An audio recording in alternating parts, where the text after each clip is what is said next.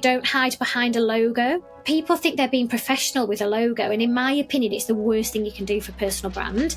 If you say Tesla, you think of Elon, and actually it's so powerful if you can create a personal brand, because anything that you touch is then more likely to be successful if you have a good personal brand. How do you sell your short-term rental on social media? What's the value of building a personal brand, and how important is it to find a gap in the market before launching your first listing? Kristina Castellina, the founder of Empress Hall in Blackpool, is the special guest on today's Host Planet podcast, and she'll be answering all these questions and more.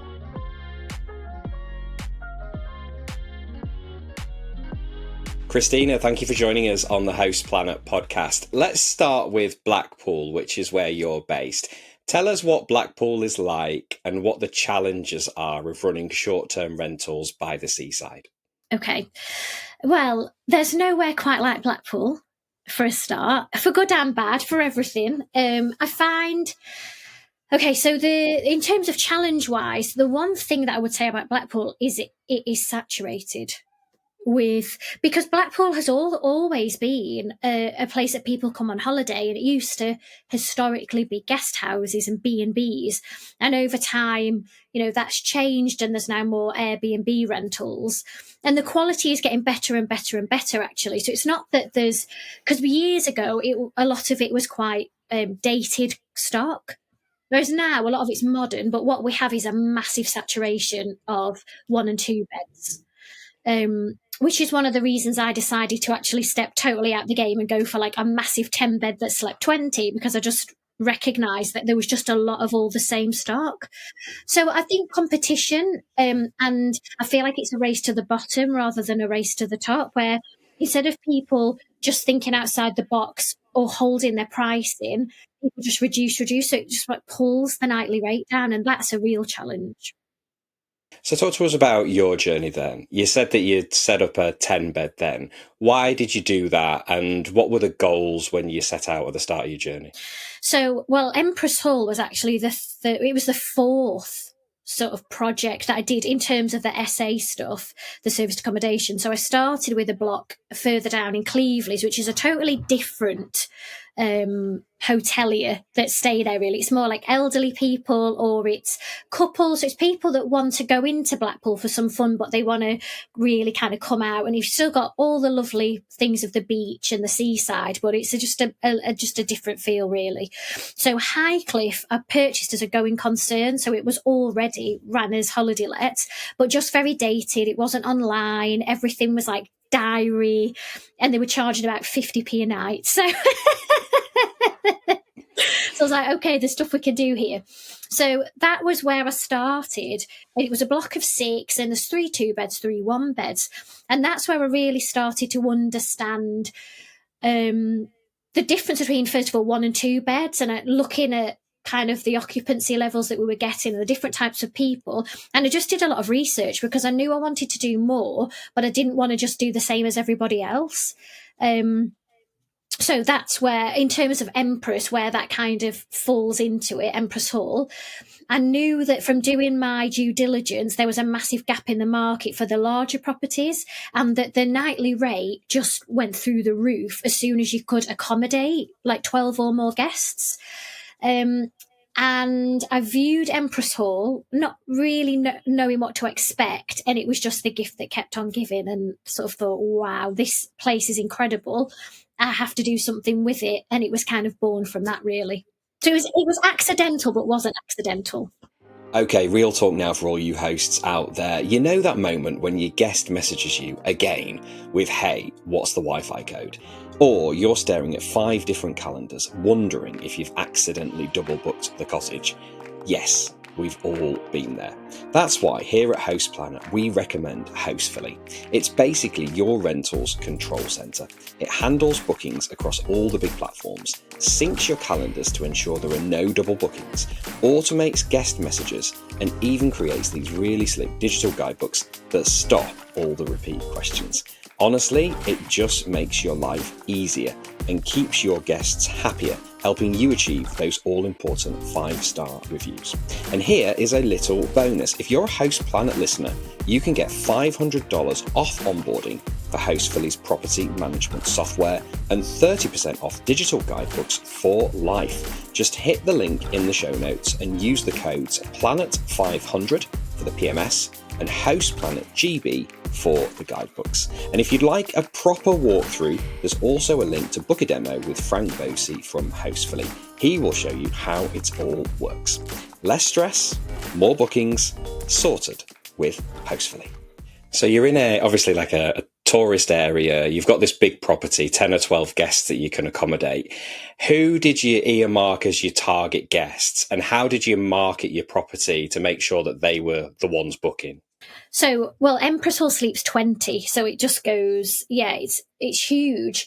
In terms of marketing, I documented every second of the journey on social media and took a lot of people on the ride with me in terms of the refurb and the vision and the plan and the excitement. There was a lot of PR around it. It was in loads of the papers. There's like this amazing Love Island style property that was hitting Blackpool. So it had a lot of press.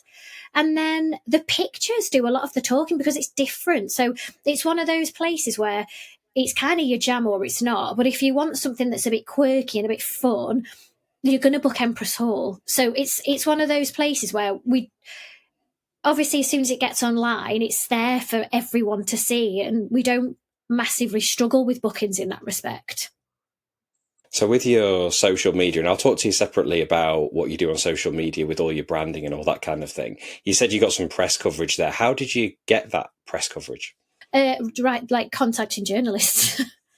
It's as simple as that. There's no people think it's that they come to you, but they don't really ever come to you. You have to go to them with a story, but it can't be selling. So you can't contact a journalist and say, can you advertise my property for me?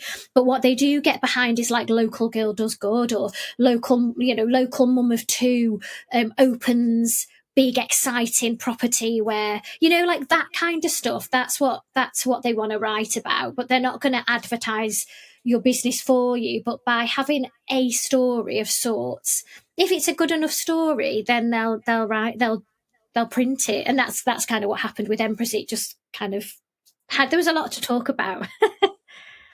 You talked about the importance there of having the great photography and bringing people along for the journey as well on your social media. In terms of the amenities that are there, what's worked best for Empress Hall and getting those bookings in? So we've got a whole games room, which has got like a pool table and a Pac-Man machine. It's got a selfie wall, that one, foosball, karaoke machine. It's hard to know, really. We have got an Xbox room, which is on the top floor, which is I would imagine for the teenagers. I don't know, because every set of guests is so different. So we could have a hen do, and they are loving the party room with the karaoke. And then the next week we could have like sports people in, and they're just obsessed with playing pool and Pac-Man. So it's quite difficult. I wouldn't say there's one specific thing. Oh, well, there's a cinema room as well. So I think I would say it's the fact that it's got something for everyone, actually, because we go there's a lot of families that stay. And when we stay as a family, sometimes the kids are in the cinema room, and if we go for like around Christmas, they'll be watching The Grinch on the cinema. Then the lads will have a beer and they'll be playing pool. Then I'll be in the living room watching something with, and there's just so many different areas. I think it's that in itself that makes it that you're not on top of each other. So people can kind of spread out and just do what they want to do. When it comes to communicating with guests and kind of setting up the journey and preparing them ahead of time, what are your top tips for guest communication? Well, I don't self-manage. So my tip is outsource all of that to someone else. Great tip. Yeah. The agents that I use, they're fantastic. They are really good. And I know that they send emails. Well, we've got an on-site manager as well. So they'll have all the emails running up. Then they'll get the door code to get in. Then we've got David, who's our on-site manager, that will welcome them as well.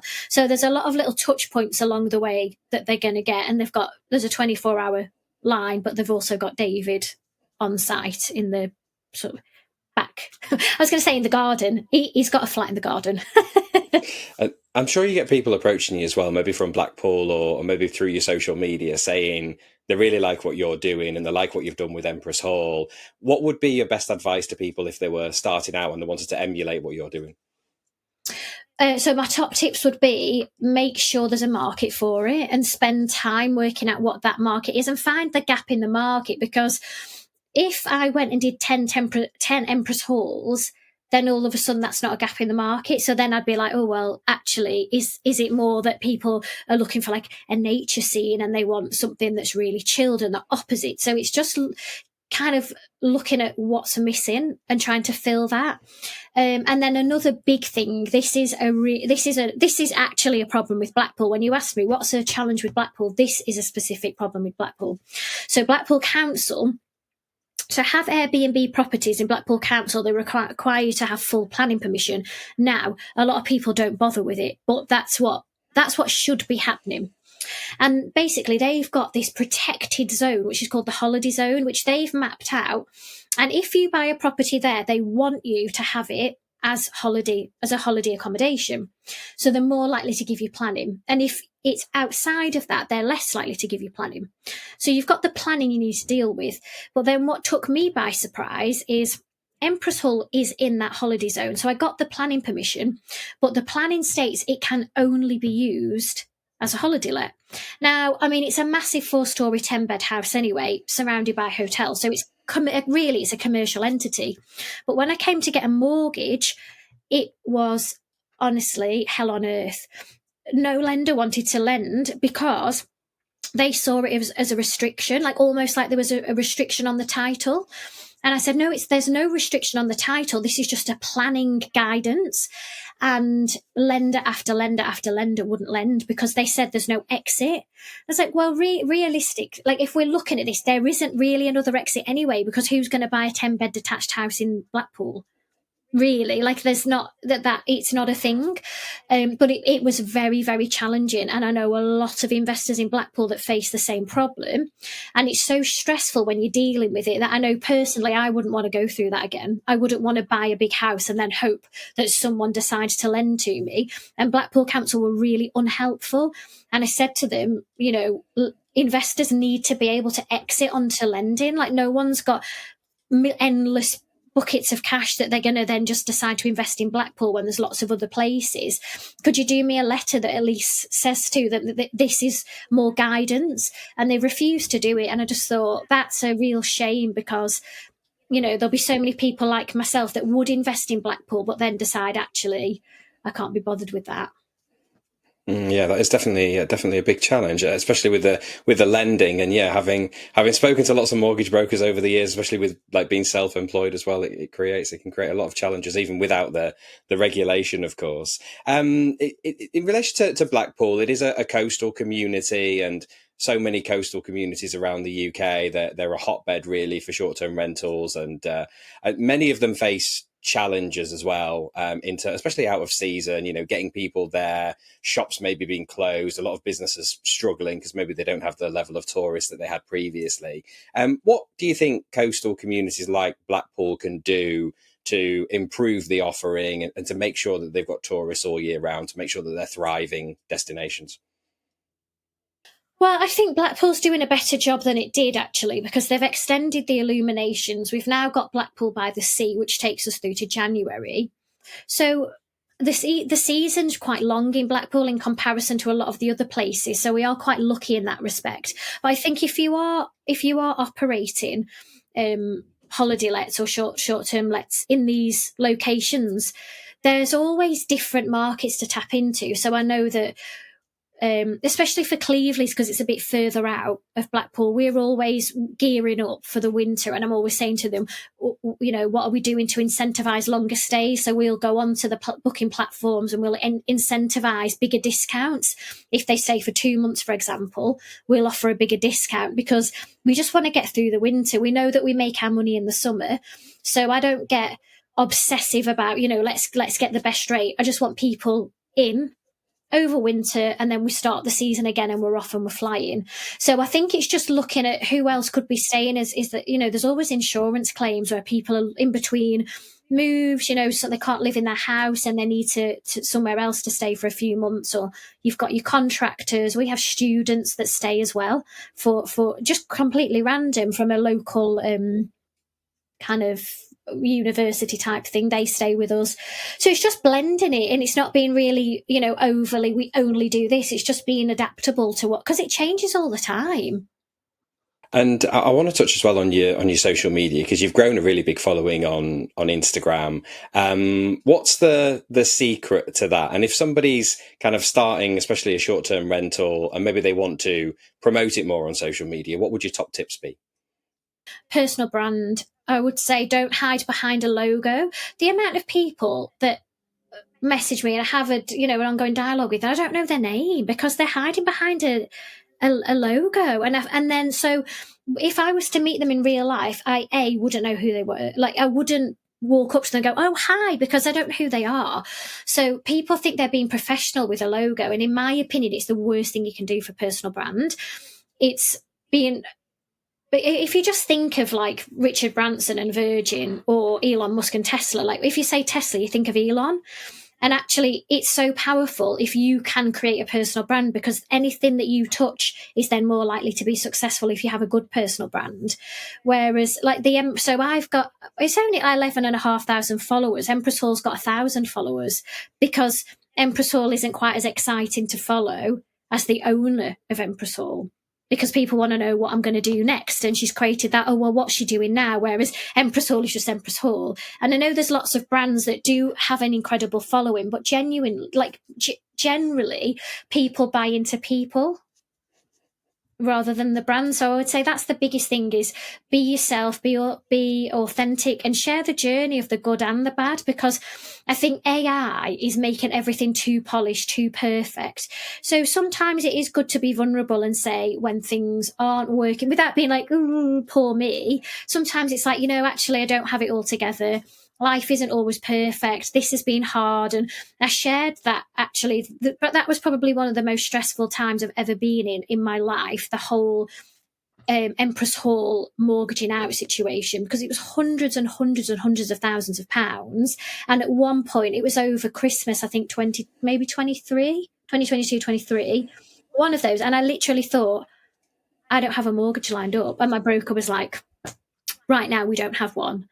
And just the stress that caused. And I did share some of that and saying this has been it looks like it's been the best year in the world, but actually internally it's been one of the worst years ever because it's so stressful. So I think there's, just sharing stuff, not oversharing, but just being authentic. People kind of get behind that. And how often do you post? Do you have a posting schedule? Do you try and do something every day, or is it quite kind of organic? It's kind of like when you feel like it. Yeah, it's quite organic. I could be better, really. I wouldn't say that I'm like a social media guru. In fact, I've deleted it off my phone. I delete it every weekend. I've got like a love-hate relationship with it because it's so valuable and I can see how valuable it is. But equally, I have quite an obsessive personality and I kind of have to treat myself like a child. So I can, I don't want to be hooked into it. So I delete it most weekends. And we're now on Tuesday and I don't want to put it back on my phone.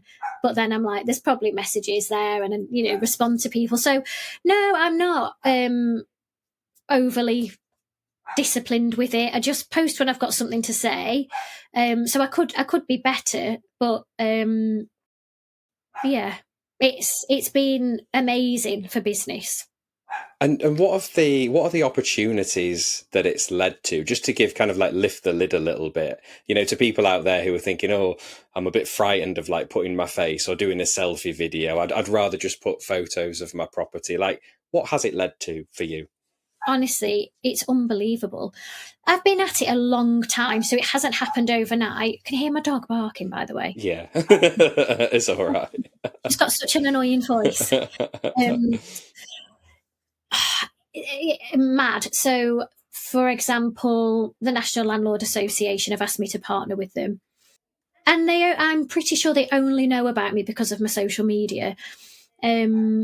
lots of personal invite. Just I feel like when people watch you, they feel like they know you, and so many opportunities that aren't even just property have come out. Like I've been asked to be a school governor, and that's definitely because I've been gobbing off on social media, and they've thought, oh, we'll have a bit of that. We need a bit of, just people get an insight to your personality that they maybe wouldn't. People that are a bit, you wouldn't usually maybe cross paths with.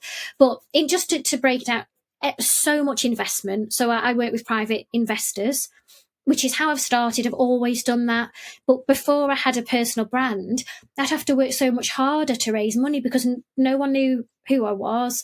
They didn't know the projects. They didn't know if I'd be any good, actually. So social media has given me the evidence to say, actually, and this is how I do my projects. And so lots of private investment. I've sourced deals. I've lots of coaching clients, partnerships. If I want to sell something, I go put it on social media and it will sell. Even like if I want to sell a flip, I've tried it before and I've sold flips through social media. Obviously, we get loads of bookings through social media as well. So like local businesses will say, oh, actually, could I book Empress Hall? And it's just because they've seen me do a little walk around video there. It's endless. Yeah, and it's putting yourself in the shop window all the time, isn't it? And like you say, the more people who know about your business, especially when it's short-term rentals, the more likely you are to get those bookings. Local businesses think, oh, my mate's coming, my family's coming. This is a great place to stay. It's so important. And with you, I think you're active on Instagram, and I know you have your own website as well. Is it just really those two platforms where you're posting your content? Yeah. Facebook as well. I do post on Facebook, but it's like an automatic share. So I'm not actually active on Facebook, really. It just automatically goes there. But yeah, I think you've got to kind of you've got to pick your demon. Is that what it's called? What's the expression? Pick your poison, maybe. Pick your poison. There you go. Pick poison. Yeah. Apparently, the grown-ups hang out on LinkedIn, but I'm yet to find my groove on there. But maybe next year I'll figure that out. I just think don't overcomplicate it. Pick one. Pick the one you enjoy, and get going with that. I don't do TikTok either, and apparently the algorithm's amazing, and you get loads of reach. So there's so much opportunity. I don't think it's even that you need to just do Insta. Just pick one. If I was to probably start again, I'd probably pick TikTok because the reach is so huge. Yeah, you definitely do get more of the reach, and I think more of the organic reach on TikTok that you don't necessarily get on the other platforms unless you've got lots of followers, or unless maybe you're paying for sponsorship and that kind of thing. Well, that's great. Thank you so much for the insight into building a personal brand, which I think is so useful out there for a lot of people who are running short-term rentals and they want to get more bookings and more eyeballs on what they're doing, but maybe are a little bit afraid, like I said, to do the selfie videos and the selfie photos and showing the journey. Before we go then, Kristina, we'll ask you the questions that we ask everybody. Your favourite brand in the short-term rentals industry, apart from Empress Hall, of course? So I would say actually Charles Alexander Shortstay, who manage all of my properties, because they are exceptional. They're so good. And I've been through 2 terrible managing agents, and I thought, I'm never going to find anyone that can do this. It's a really hard gig, and I wouldn't want to do it. So I really hats off to them, because they are, when I'm like, I'm off for Christmas, like they're not off for Christmas. No matter what happens, someone's got to answer the phone, and they're a family-run business with children. And so I respect massively what they do, because it's hard to be good at this, because it's just everything, and they are exceptional. So they are my favourite, 100%. Great shout out for them. What was the name? Are they a local business in Blackpool? Yeah, Charles Alexander Shortstay, they're called. And they are local. They cover Lytham down to Cleveley's, all of the Fyle coast, essentially. I think they've got maybe one in the Lake District as well. But they're a local brand to Blackpool. Great shout out for those guys. Yeah, it is a tough job, no doubt about it. An individual in the short-term rentals world that you'd like to give a shout out to, and why? An individual. Let me think. My brain's gone absolutely dead. There's a guy, I don't actually know his name, but I know his brand is called Swish. and he owns the property opposite me. I think his whole brand is called Swish Apartments, and he is a mover and shaker. And I know he does a lot of things like Google ads, and he's really good at the marketing side, and he's really pushing up the level of quality in Blackpool. So I think actually I would give him a shout out because it's brave what he's done. Nice mention for Swish. We'll find his name and put it in the show notes. Finally, then, your biggest lesson learned from your Empress Hall journey? It's not for the faint-hearted. You're very front-facing to the economy, so you need to have the stomach for it. But I think it is such a joyful business. If you really create something that you're proud of, it is an amazing business to have. Certainly is. Great note to end it. Kristina, thanks so much for joining us on the Host Planet podcast. Thank you for having me.